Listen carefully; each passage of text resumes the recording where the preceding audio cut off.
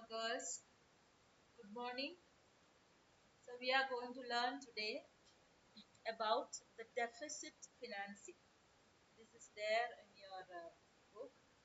So let us see what is this deficit financing. So you look at the term deficit and the second term is financing. Okay. So what is this deficit? This deficit is nothing but budget deficit. So it is a method of financing budget deficit. Now the question is, when the budget deficit occurs, that is when the excess of expenditure incurred by the government over the receipts they get by way of taxes, fees, loans from domestic savings and also miscellaneous other items including grants and loans. So it is an excess of budget deficit occurs when there is an excess of expenditure incurred by the government over its receipts from both taxes and non-tax revenue. Then a direct addition to gross national expenditure through budget deficit. So, when there is a budget deficit, government may do this deficit financing. No, that is so there is a when they do that, there is a direct addition to gross national expenditure through budget deficit. Now, a deficit may be covered by the government by running down its accumulated cash balances. Okay, so government will have their cash balances in the with the RBI. Okay, so either a deficit may be covered by the running down its accumulated cash balances or by borrowing from banking system, mainly from RBI, and thus creating fresh money. So when government resorts to borrowing from RBI, what happens? This result to creating of fresh money. So RBI, what the RBI will do? RBI will create fresh money and give to the government. So this is the way in which budgetary gap is financed. So deficit financing is the way in which budgetary gap is financed. How? When government resorts to borrowing from banking system, mainly from RBI. RBI does it in the form of creating fresh money. Okay. So that is the method of financing budget gap. So what are the techniques of deficit financing? First one is borrowing from central bank.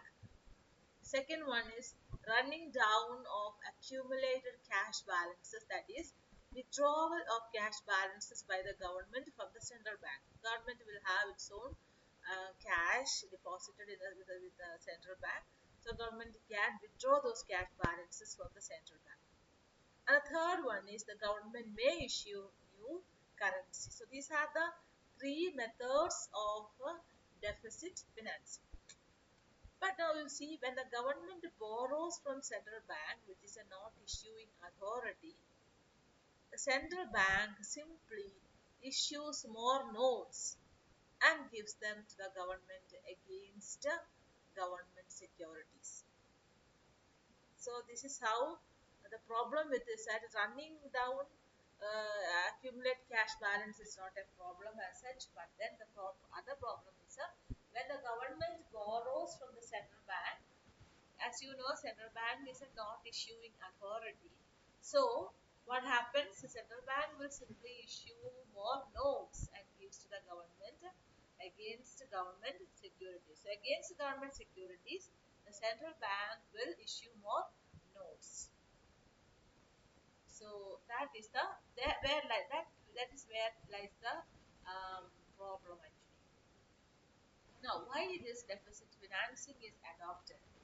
So it is said that it is advocated by J.M. Keynes as an instrument of economic policy for removing the conditions of depression. So during the time of depression, this policy is advocated by J.M. Keynes. So that's one of the objectives objectives now. See, objectives of deficit financing is when the government depression means a time where government cannot raise its taxes. So definitely, but the government has to spend also. So in that case, the government can resort to deficit financing. Okay.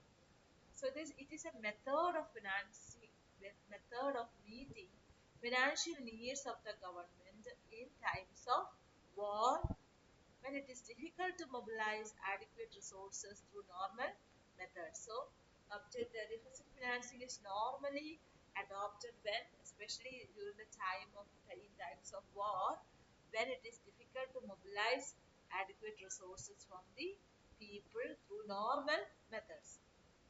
Now, as Keynes said, during depression, this method can um, revamp the economy or um, help to revive the economy from depression or recover the economy from depression. And then for financing plans of economic development in underdeveloped economies. So underdeveloped economies, you know, you have 5-year plans in India as such if you consider. So the 5-year plans of financing plans of economic development in underdeveloped countries, that is another objective, and it is advocated for mobilization of surplus and unutilized resources in the economy. So another rationale for objectives for deficit financing is for mobilization of surplus or unutilized resources in the economy. So, deficit financing uh, can be taken as a tool to mobilize surplus. That means get more money or unutilized resources in the unutilized resources, mobilize surplus or unutilized resources in the economy. That means mobilization of the unutilized resources in the economy. It means that so much resources are unutilized. So in order to mobilize them, government needs money. So government will create some surplus through deficit financing. Okay. Now let us see what is deficit financing in India. So India's fiscal policy plays a very important role in any economy. Now, as you know, what do you mean by fiscal policy, right? Fiscal policies are the policy of the government. Mainly, it is revealed through the budget. So, through its fiscal policy, the government creates and sustains the public economy consisting of the provision of public services and public investment. So, deficit financing is seen as a part of the fiscal policy. Okay, so fiscal policy is the policy of the government, and government through this policies, government creates and sustains the public economy uh, through provision of public services and public investment. So it is also an important instrument for reallocation of resources according to national priorities, redistribution, promotion of private savings and investment, and the maintenance of stability. So this fiscal policy also plays a very important role for the reallocation of resources according to national priorities. What do you mean by reallocation of resources according to national priorities? They already some allocation has taken place. You know, if some important area trust will be given some important areas for the development of important areas. Now you have to see that according to national priority that has to be changed. Now look at the present situation now. Government has realized that there is some problem with the higher education system in India. So the entire higher there is a revival, or we can say, yeah, a revival for the higher education system in India. So the priority is given to the upliftment or modernization of the higher education system. So the new economic policy has been initiated. So new education policy has been initiated, right? So definitely there will be a reallocation of resources in order to this priority sector. Then another one is redistribution. Redistribution is always related to, so when there is no redistribution, the problem is distribution means where the income ultimately lies, with whom, how many people are rich in the economy and how many are poor. So through fiscal policies, there should be a redistribution of income. How? From a transfer of wealth from rich to the poor if there is so much of inequality.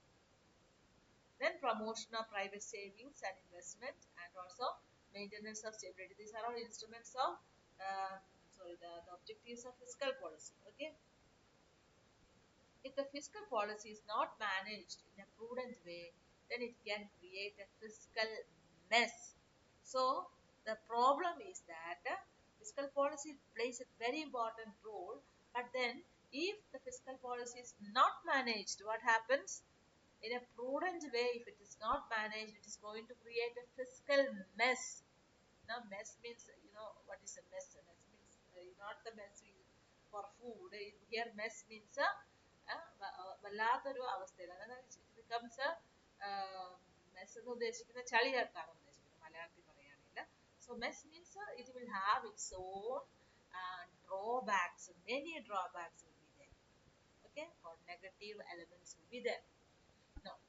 So one of such is that the fiscal imbalance needs to be rectified immediately through corrective measures, because large fiscal deficit is unsustainable. Okay, so government fiscal policy is needed, and then of course government will start borrowing in order to finance the fiscal deficit. So there is a fiscal imbalance in terms of more deficit, a larger deficit. So if there's a larger deficit, then it becomes unsustainable. Unsustainable. Okay. So up to the mid 1980s in India's fiscal imbalance was seen in terms of the overall budget deficit measured by gap between expenditure and receipts under revenue and capital accounts have been taken together. Okay, so up to the mid 80s, fiscal imbalance was seen in terms of overall budget deficit. And how is it measured? It's measured by the gap between expenditure and receipts under revenue and capital accounts, both together, taken together. Now, this gap was actually filled by deficit financing. Okay, so this gap has been actually filled by deficit. Okay, girls. So this budget deficit has been financed, or the gap between the budget, the government expenditure and revenue of both the capital and the revenue account has been filled up by a method called deficit financing. Now, what is deficit financing? Let us go into PPT mode. So, what is deficit financing? In India, it is defined as borrowings from the Reserve Bank of India against the issue of treasury bills and running down of accumulated cash balances. Okay, so almost it is covered here. So, what do you mean by deficit financing in India?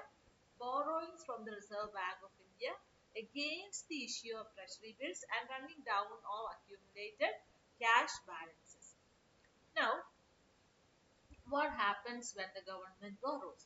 So when the government borrows from Reserve Bank of India, it merely transfers its securities to the bank. So government just merely transfers its securities to the bank. So on the basis of these securities, the bank issues more currency and put them into circulation on behalf of the government. So this amounts to the creation of money. So that is why, so what is that? How the deficit financing occurs? So when the government borrows from the Reserve Bank of India, it merely transfers its securities to the bank, and then on the basis of these securities, bank issues small currency and put them into circulation on behalf of the government. On behalf of the government. So what happens? This amounts to creation of money. This amounts to creation of money. Now, what is the rationale, underlying rationale before for deficit financing? That means the objective. What are the reasons behind the deficit financing? So, in a developing country, sometimes the government fails to mobilize adequate resources. At which what does it mean? Government is not able to collect enough resources from the public, from the people. So government fails to mobilize adequate resources. So what happens? So in this situation, the option of deficit financing is required to meet fiscal deficit targets. So the option of the deficit financing is not utilized, the government ends up compromising on growth targets. So deficit financing is not utilized, the government ends up in compromising on growth targets. So if it is not there, then government has to compromise on growth targets. So a developing country has to make a decision by choosing between two difficult choices. Which are the lower growth rate and an inflationary price rise. So the developing country has to make a choice between these two difficult choices, which are the either you need a lower growth rate or an inflationary price rise. So why inflationary price rise?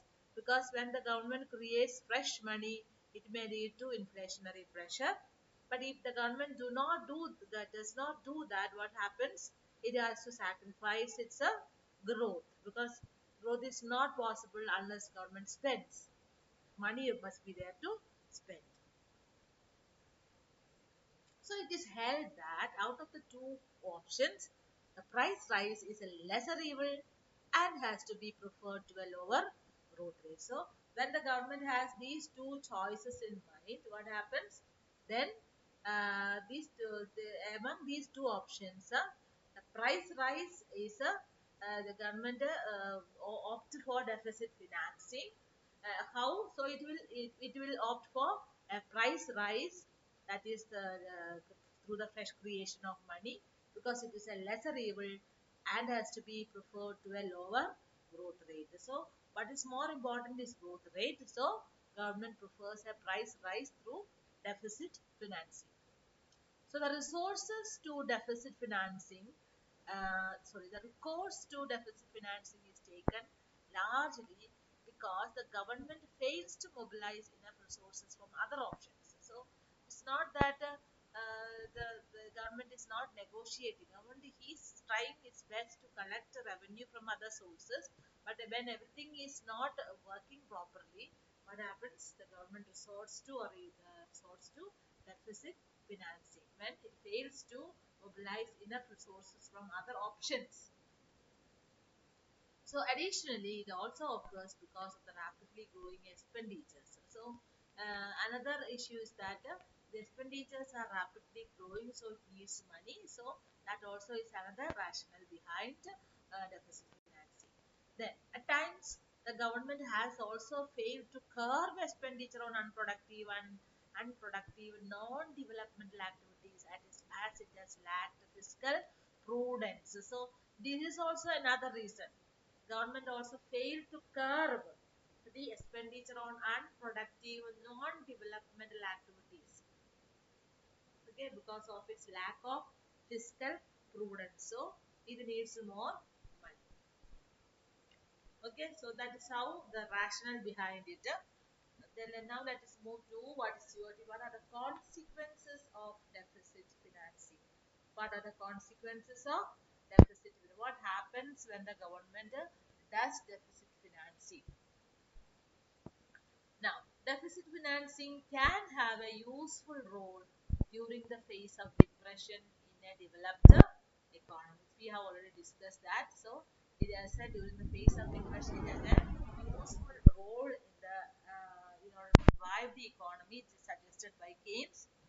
So, during this phase, the level of expenditure falls down to a very low level, and the banks and the general public are in no mood to undertake a risk of investment. So That time, the government has to interfere. So, and banks and general public are not in a mood to undertake the risk for their investment. So, they prefer to accumulate idle cash balances instead. They don't want to spend. So the machinery and the capital equipment are all present there, but the incentive to produce is lacking due to deficiency in aggregate demand. So everything is there, but incentive to produce is lacking due to deficiency in aggregate demand. So it is in this scenario that the government pumps in additional purchasing power in the economy through deficit financing. Through deficit financing, the level of effective demand is likely to increase. So, when there is an additional purchasing power through deficit financing, it will also affect this level of effective demand is likely to increase also because of this. So capital accumulation in developing countries through deficit financing is likely to generate inflation because in these countries the propensity to consume is high. There are many market imperfections. There is a little excess capacity in plant and equipment, and elasticities of food supplies are low. So capital accumulation in developing countries through deficit financing is likely to generate inflation. The reason is that because these countries, the propensity to consume is very high. Thereby, developing economies, MPC, marginal propensity to consume is very high, and there are many market imperfections also. So there is a little excess capacity in plant and equipment, and the elasticities of food supplies are low. So because of all these, the generation there will be an inflationary pressure will be there. So as a consequence, deficit financing, consequences of deficit financing, the demand for food items is likely to be pushed up to a far higher levels as compared to their supply, resulting in an inflationary spiral in their prices. So, deficit financing may cause an inflationary spiral in the economy as a result of this. The reason is already said. So it is being held by economists that even if deficit financing tends to be inflationary, it carries no danger as long as inflationary pressures are mild. So even if there is an inflation, deficit financing creates some inflationary pressure, but there's no problem. The danger is not so much as long as inflationary pressures are mild. So if there's a mild inflationary pressure, what happens? This inflation is not that very dangerous. Then let us see now the interlinkages between deficit financing and inflation. The interlinkages between deficit financing and inflation. How does it happen? So deficit financing is inherently inflationary. Question can be asked: is deficit financing inflationary? So you have to comment on this. So deficit financing is inherently inflationary. Deficit financing increases aggregate expenditure, which logically enhances aggregate demand.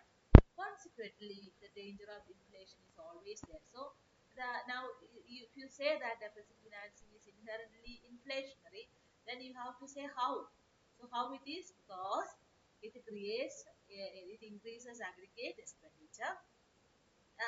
Aggregate expenditure will enhance the aggregate demand, and consequently there is a danger of inflation. So at times deficit financing has also resulted in hyperinflation. So at times it has also resulted in hyperinflation. However, the critical variable is the nature of deficit financing, which has a bearing on whether deficit financing is an inflation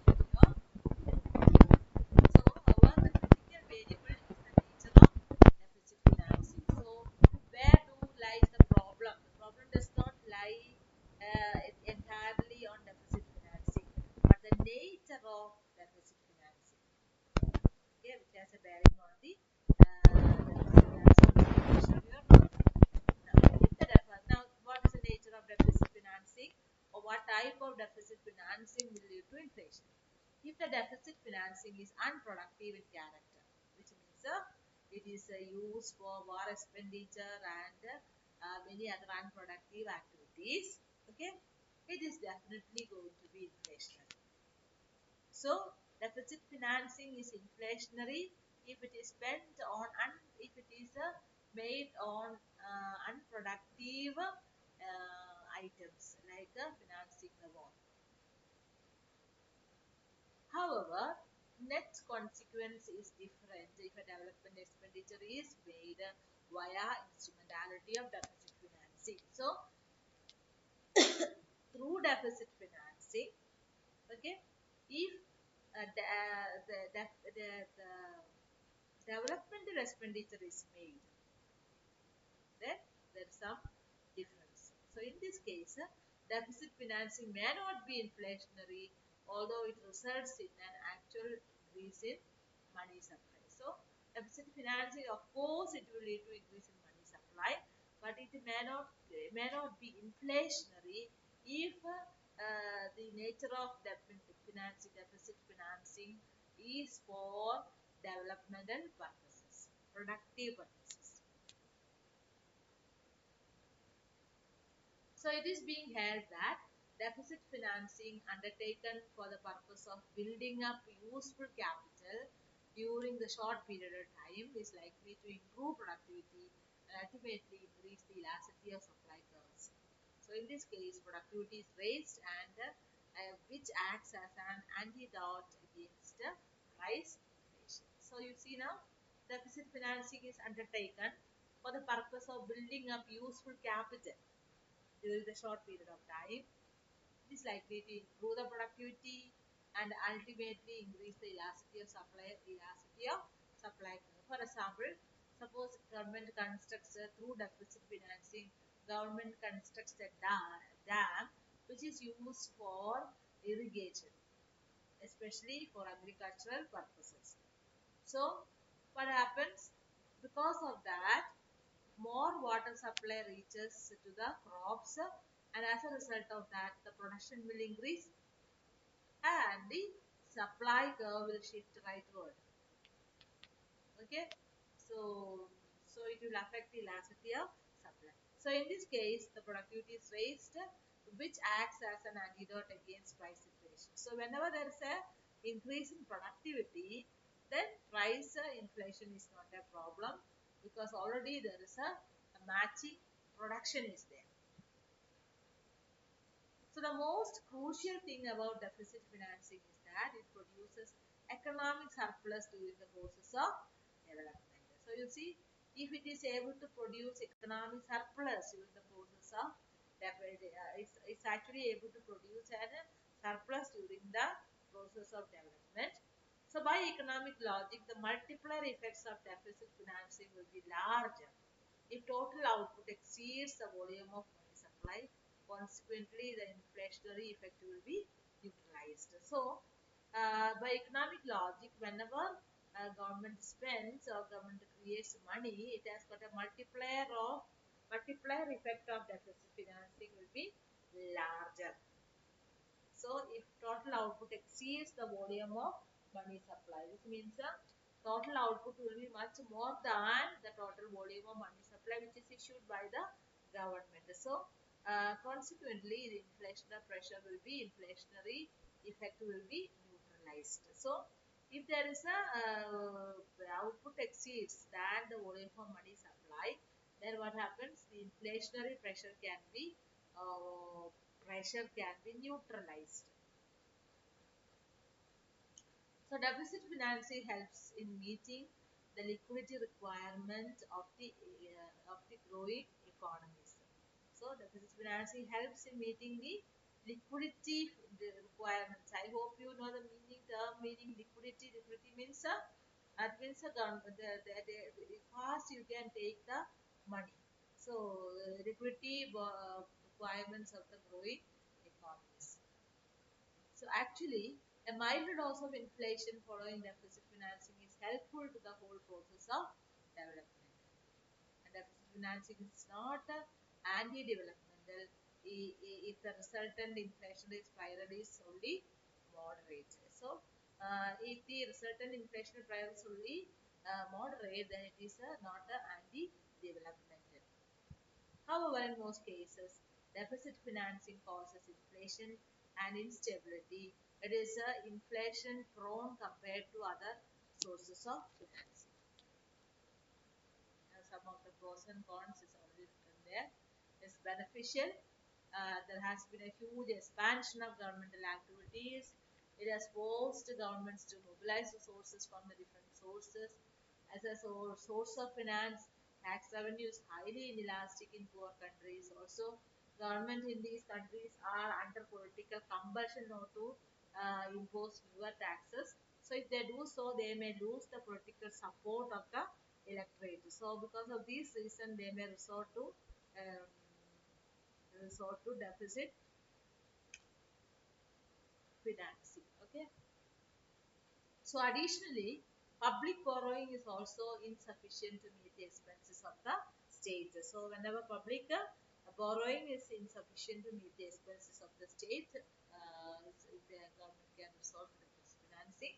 So in this scenario, deficit financing does not give any trouble either to the taxpayers or to the lenders who lend their surplus money to the government. So in this situation, the deficit financing does not give any trouble to anybody.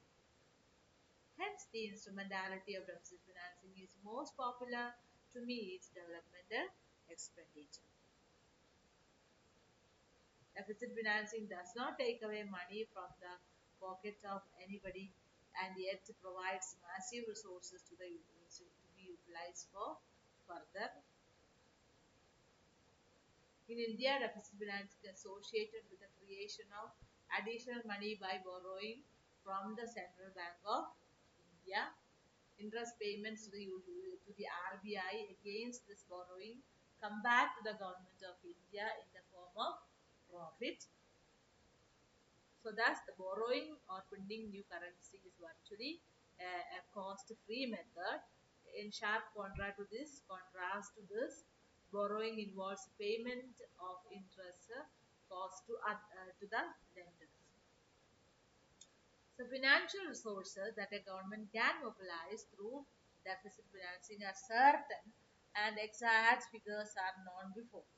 The financial strength of the government is determinable if deficit financing is made. All these are pros, that means the merits. So deficit financing is an inflationary method of financing. However, the rise in prices must be a short-run phenomenon. In any case, a mild dose of inflation is necessary for economic development. So if the inflation is kept within a reasonable limit, deficit financing ends up promoting economic development. Consequently, it neutralizes the disadvantage of price rise.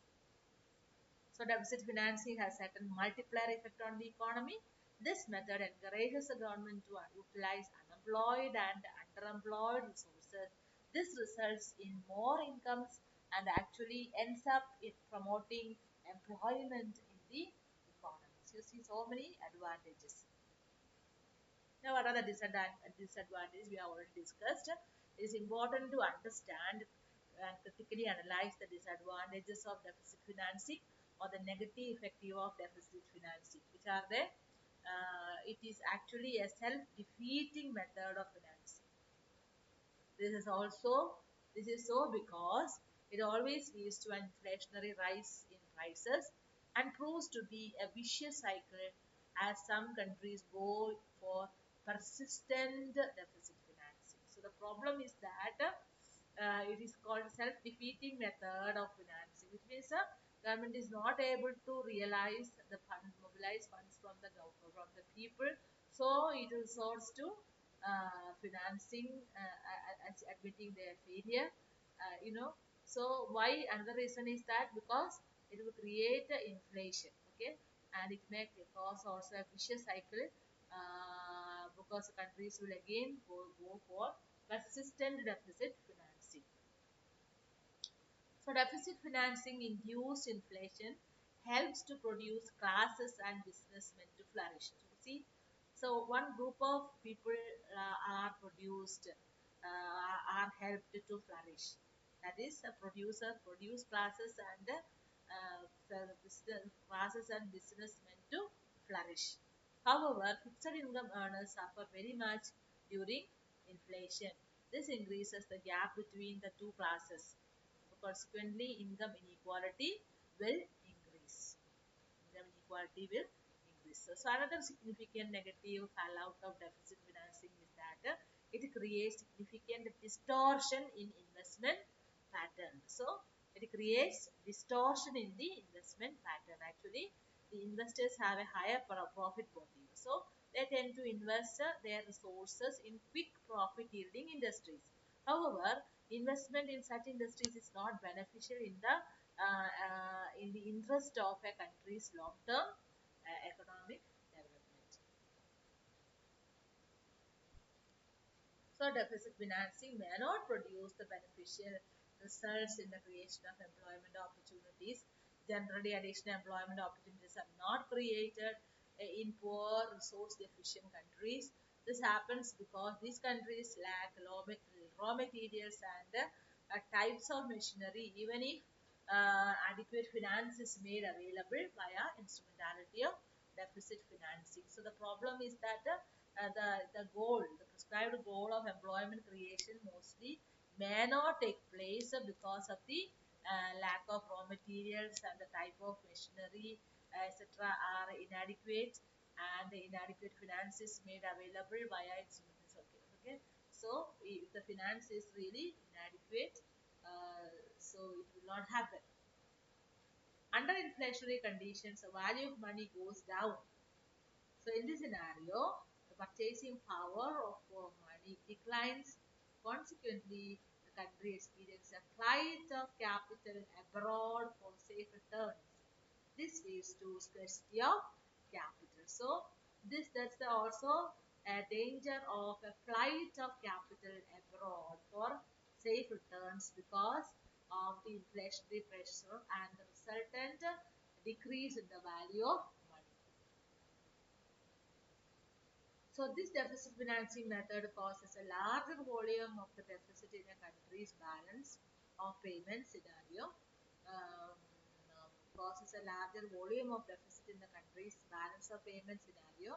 This happens because after an inflationary rise in prices, there's a decline in export while import bill keeps on rising. So in this scenario, resources get transferred from export industries to import competing industries.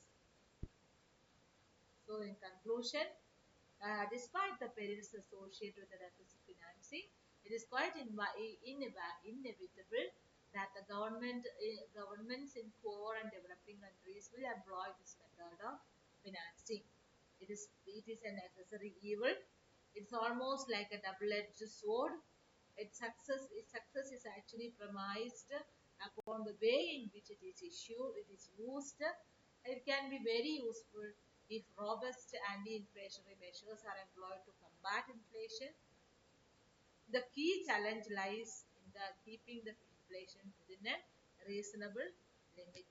And most of the woes means the negative effects related to deficit financing can be neutralized if inflation is kept within the reasonable limit. Okay, so this is about all about deficit financing. So I hope you understood something. If you go through, it's very simple. So arguments you have to learn as it is, why it is inflationary, and then how to defend that.